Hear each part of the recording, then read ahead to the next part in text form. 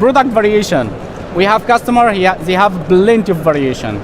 And this is here really interesting because you can add it via CSV file or Excel file. You don't need to work manually all of the time.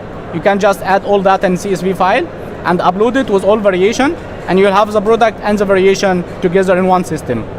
And this is connect to Odoo and connect to the marketplace, as I said. This is how it looks like. It's one more import function, and this is really, really amazing. You'll love it.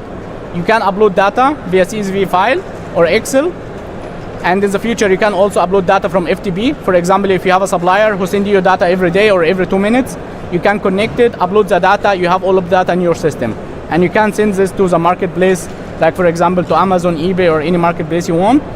And this is also easier for you if you would like to change the price. For example, I want to make my price 10% higher or less or something like this, or add more attributes or more function, more photos, you can also add it here easy.